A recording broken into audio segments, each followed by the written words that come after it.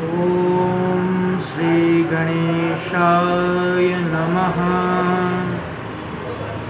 ॐ श्री सरस्वत्यै नमः।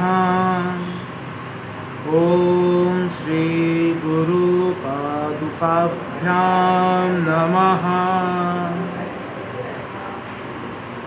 ॐ नमो भगवते वासुदेवाय। वंशी विभूषितकराल नवनीरदाभात पीताम्बराबिम्ब फलाधरोष्ठात् पूर्णेन्दुसुन्दरमुखात् दरविन्द्रनेत्रात् कृष्णात् किमपि तत्त्वम् अहं न जाने। कस्तूरितिलकं ललाटपटले वक्षस्थले कौस्तुभं नासाग्रे वरमौक्तिकं करतले वेणुः करे कङ्कणम् सर्वाङ्गे हरिचन्दनं सुललितं कंठे च मुक्तावली गोपस्त्री परिवेशितो विजयते गोपालचूडामणि। रामाय रामभद्राय रामचन्द्राय वेधसे रघुनाथाय नाथाय सीताया पतये नमः। मनोजवं मारुततुल्यवेगं जितेन्द्रियं बुद्धिमतां वरिष्ठं वातात्मजं वानरयूथमुख्यं श्रीरामदूतं शरणं प्रपद्ये। हे कृष्ण करुणा सिंधो दीनबंधो जगत्पते गोपेश गोपिका कांतं राधा कांतं नमोस्तुते। तप्त कांचन गौरांगी राधे वृंदावनेश्वरी वृषभानुसुते देवी प्रणमाम्यहं हरिप्रिये। राधे मेरी स्वामिनी मैं राधे जुको दास जन्म जन्म मोह दीजियो श्री वृंदावन को वास। वंशी वट सो वट नहीं ते नंद गाँव सो गाँव और वृंदावन सो वन नहीं और कृष्ण नाम सो नाम। वसुदेव सुतं देवं कंस चाणूरमर्दनं देवकी परमानंदं कृष्णं वन्दे जगद्गुरुं। नारायणं नमस्कृत्य नरं चैव नरोत्तमं देवीं सरस्वतीं व्यासं ततो जयमुदीरयेत्।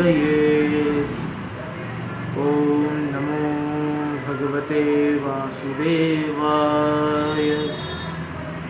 आइए हम कथा शुरू करने के पूर्व भगवत नाम संकीर्तन करते हैं, क्योंकि जैसा मैंने आपको कहा हमारा मन एक पात्र के समान है जिसमें नित्य प्रतिदिन की कामनाओं की मैल जम जाती है, और उस मैले पात्र में जब हम भागवत रूपी रस को ग्रहण करेंगे तो वह रस पूर्णतः अपना स्वाद प्रदान नहीं कर पाएगी। इसलिए उस पात्र को साफ करने के लिए हम भगवत नाम का आश्रय लेंगे। तो कहिए, जय जय राधा रमण हरि बोल रे, जय जय राधा राधारमण हरि बोल। ओ जय जय राधारमण हरि रे, जय जय राधारमण हरि बोल। ओ जय जय राधारमण हरि बोल रे, जय जय राधारमण हरि बोल।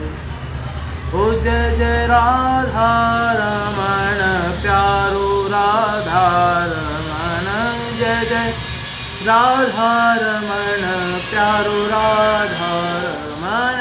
ओ जय जय राधारमण हरि बोल रे, जय जय राधारमण हरि बोल।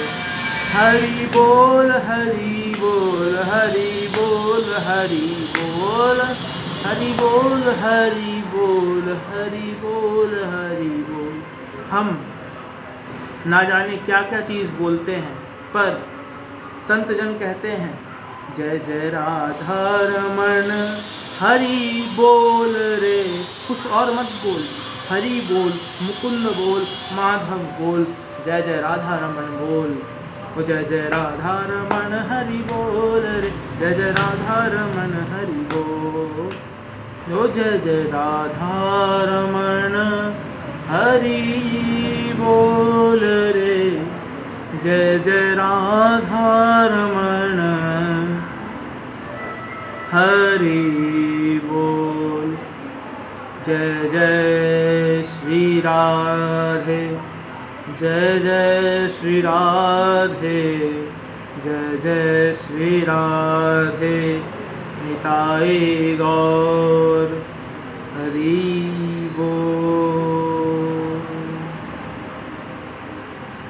तो आज आप सबका द्वितीय दिवस की श्रीमद् भागवत कथा में स्वागत है। यह मेरा और हम सबका सौभाग्य है कि हम चिंताहरण महादेव को श्रीमद् भागवत पुरुषोत्तम मास में श्रवण करवा रहे हैं। भक्तानां परम शंभो, वैष्णवों में भक्तों में परम श्रेष्ठ भगवान शंकर हैं। भगवान शंकर परम रसिक हैं, परम वैष्णव हैं, परम भक्त हैं और हरि नाम भगवान शिव को बहुत प्रिय है।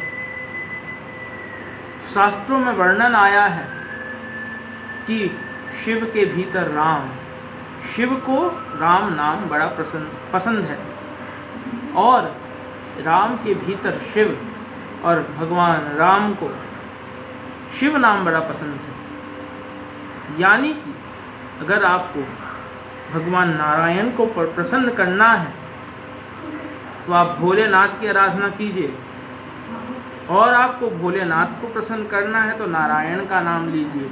दोनों एक दूसरे से बहुत प्रेम करते हैं, हरि हर दोनों एक दूसरे से बहुत प्रेम करते हैं। इसलिए पुरुषोत्तम मास में आप सब हरि नाम श्री भोलेनाथ के चरणों में समर्पित कीजिए और हरि हर दोनों की कृपा प्राप्त कीजिए।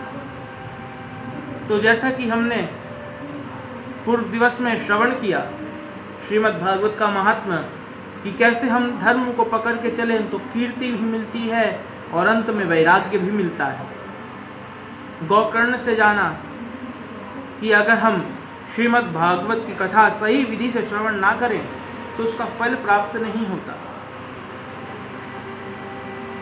और यह श्रीमद् भागवत जो कि साक्षात प्रभु का शब्दमय स्वरूप है, तेनेयम वांगमय मूर्ति प्रत्यक्षा वर्तते हरे। तो आइए आज हम इस परम पावनी श्रीमद् भागवत रूपी गंगा में प्रवेश करते हैं। यह भागवत का प्रत्येक स्कंद श्री हरि नारायण का प्रत्येक अंग है। कौस्तिक संहिता में वर्णन आया है कि पादो तु प्रथम स्कंध, द्वितीय जानुनिश्रुत, तृतीय सकठनिगेय, चतुर्थ कटियुच्यते, नाभिं तु पंचमं विद्यात् षष्ठहृदयमीरितं सप्तमस्तूरः प्रोक्ता अष्टमः कण्ठरुच्यते स्कन्धस्तु नवमं स्कन्ध दशमं मुखमीरितं कर्णाक्षनासिकायुक्तं सर्वाङ्गपरिपूरितम् एकादशं स्तुतवाङ्गं द्वादशं ब्रह्मरन्ध्रकम् एवं भागवतं शास्त्रं श्रीविष्णुमूर्ति प्रकीर्तितम्।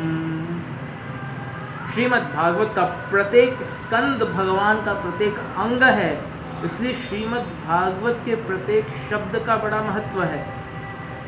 प्रत्येक शब्द ना जाने कितनी सीख देती है। भगवान का भागवत का प्रथम स्कंद भगवान श्री राधा रमण के चरण कमल हैं, तो दूसरा स्कंद भगवान का घुटना है, तो तीसरा स्कंद भगवान की जंघाएं हैं, तो चौथा स्कंद भगवान का कमर है, पांचवा स्कंद भगवान की नाभि है, तो छठवां स्कंद भगवान का हृदय है, सातवां स्कंद भगवान की छाती है, तो आठवां स्कंद भगवान का कंठ है, नौवां स्कंद भगवान के कंधे हैं, तो 10वां स्कंद सर्वांग सुंदर भगवान का मुखमंडल है, 11वां स्कंद भगवान का माथा है, और 12वां स्कंद श्री हरि नारायण श्री राधा रमण बिहारी जी का ब्रह्मरंध्र है। और प्रत्येक स्कंद का अपना महात्म्य है, प्रत्येक अंग का अपना महात्म्य है। भगवान की सुंदरता, भगवान की लीला 10वें स्कंद में है, तो भगवान का ब्रह्म ज्ञान 12वें स्कंद में है। तो आइए आज हम इस परम कल्याणकारी श्रीमद् भागवत रूपी गंगा में प्रवेश करते हैं।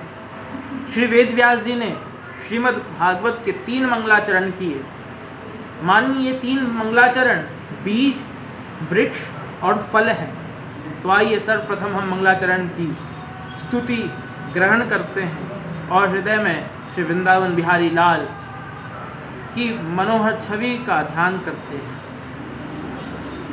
जन्मान्दस्य यतोऽन्व्याधि तरतश्चार्थस्वभिज्ञः स्वराट् तेने ब्रह्महृदयाय आदिकवये मुह्यन्ति यत् सूर्यः तेजो वारिमृदां यथा विनिमयो यत्र त्रिसर्गो मृषा धाम्ना स्वेन सदा निशस्त्रकुहकं सत्यं परं धीमहि धर्मः प्रोज्झितकेतवोऽत्र परमो निर्मत्सराणां सतां वेदं वास्तवमतवस्तु शिवदम्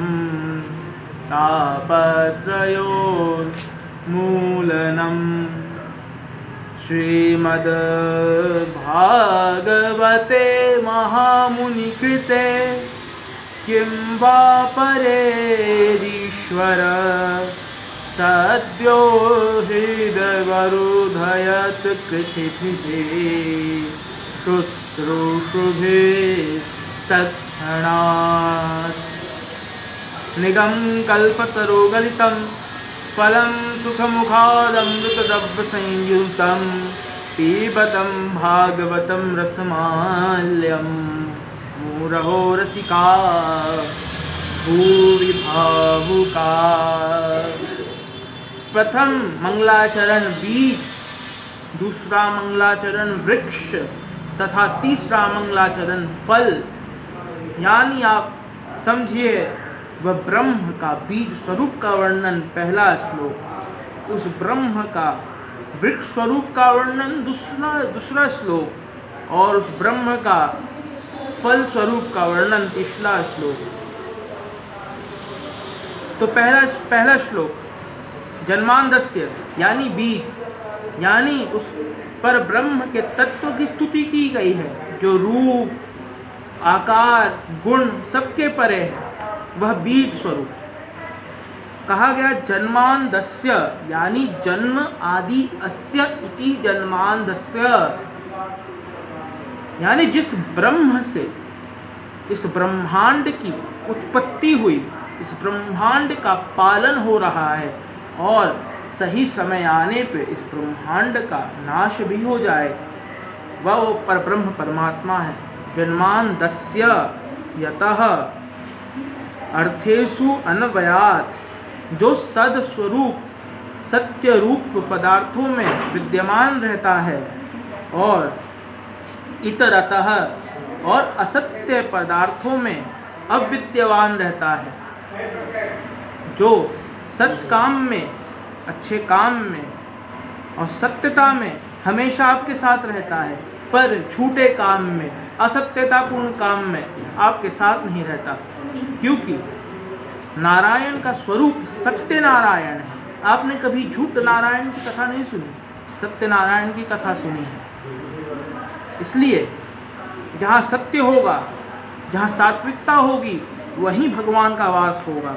इतरतः और अभिज्ञ, यानी जो सर्वज्ञ है, नारायण अथर्व शीर्ष में वर्णन है अंतर बहिश्च नारायणः, जो अंदर भी है बाहर है वो तो नारायण है। अभिज्ञ सर्वज्ञ है, सब कुछ जानता है। और स्वराट, यानी जो स्वयं प्रकाश है, उसे किसी प्रकाश की जरूरत नहीं, उसे किसी शक्ति की जरूरत नहीं, उसे किसी चेतना की जरूरत नहीं, वह स्वयं प्रकाश है, उसे किसी शक्ति की जरूरत नहीं, वह स्वयं पावर जनरेटर है।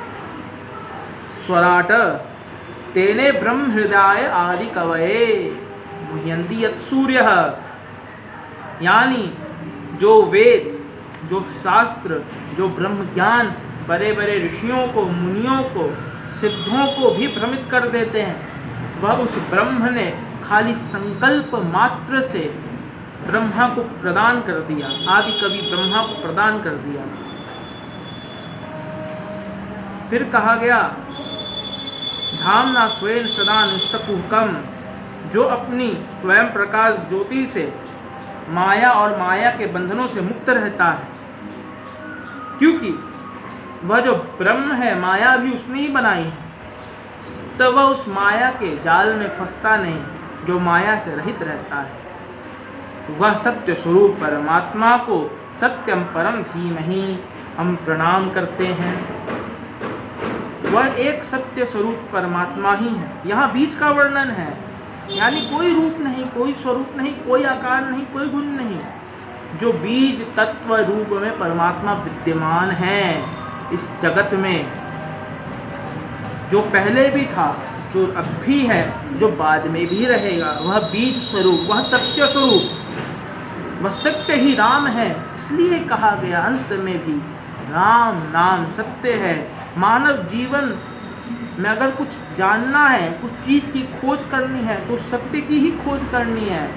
हम इंसानों को, हम जीवों को यही समझना है कि राम नाम सत्य है और कुछ सत्य नहीं है, सब उस परमात्मा की निकली माया है, जो हमें अनुभव तो करनी है, पर पकड़ना उस सत्य को है। और वह सत्य एक ही है, उसमें कोई भेद नहीं। वही सत्य शिव है, वही सत्य नारायण है, वही सत्य आदिशक्ति है, वही सत्य गणेश है, पंचदेव है, और वही सत्य सर्वधर्म में विद्यमान है। जैसे कि हम जल को पानी कह लें, वाटर कह लें, नीर कह लें, परंतु जल तो जल है, ठीक उसी प्रकार हम उस सत्य को कोई भी नाम से पुकार लें। दीपक, इसलिए श्रीमद् गोस्वामी तुलसीदास जी ने कहा, धर्म न दूसर सत्य समाना, धर्म न दूसर सत्य समाना, आगम निगम पुराण बखाना, आगम निगम पुराण बखाना, धर्म न दूसर सत्य समाना। सत्य के समान दूसरा धर्म नहीं और असत्य के समान कोई पाप नहीं। अरे संतों का तो जीवन ही सत्य पर आधारित है। हमारे भारत में से ना जाने कितने संत हुए जो सत्य की मूरत हैं। सांख्य योग में श्री कपिल देव जी भी सत्य पे जोर डालते हैं। सत्य, अहिंसा, अस्तेय, यम के 5 चरण में ये 3 चरण मुख्य हैं। हम इसका श्रवण कपिल देवहूति संवाद में करेंगे। सत्य का बड़ा महत्व है। सत्य के समान कोई पुण्य नहीं, और उस बीज स्वरूप परमात्मा को, ब्रह्म को समझना है तो भी सत्य का आश्रय लेना होगा। और सत्य में विजयते, सत्य में ही विजयते है। तो उस सत्य स्वरूप परमात्मा को हम प्रणाम करते हैं और श्रीमद् भागवत को समझने के लिए हम उस सत्यता का ही पालन करते हैं। फिर दूसरा स्वरूप वर्णन हुआ वृक्ष का, और इस दूसरा स्वरूप जो दूसरा श्लोक है वह वृक्ष का स्तुति है, वृक्ष की स्तुति है। धर्मः प्रोत्थित केतवोत्र परमो निर्मत्सराणां सतां, वेदम वास्तवमत्र वस्तुतु शिवदं तापत्रयो न मूलदम्। श्रीमद्भागवते महामुनिकृते किं वा परेरीश्वर, सत्यो हृत्य वरुद्ध यत्र कृतिभिः सुष्ठुषुभिस्तक्षणात्। यानी श्रीमद्भागवत को सुनने का, समझने का असली हकदार कौन? तो धर्म प्रोज्झित, यानी जो बंधा हुआ नहीं है, जिसकी मानसिकता जकड़ी हुई नहीं है, वही श्रीमद् भागवत को समझ सकता है। क्योंकि जो पानी नित्य निरंतर बह रहा है वह सदैव ताजा रहता है, वह कभी खराब नहीं होता। वह पानी सदैव ताजा रहता है और लोगों में भी ताजगी फैलाता है। ठीक उसी प्रकार हमारी विचारधारा, हमारी भक्ति, हमारा ज्ञान नित्य निरंतर जब बहेगा तब वह भी ताज़ा रहेगा और हमको भी अंदर से ताज़ा रखेगा, और हम श्रीमद् भागवत जैसे महान ज्ञान को समझ पाएंगे। The water is flowing, so it remains fresh and give a fresh atmosphere. But if it stuck in some place, after some time it smell and then it become garbage. Same like the thought, if we just flowing our thought every day, so our thought remain fresh, so we can gain a new thing every day. Shrimad Bhagavat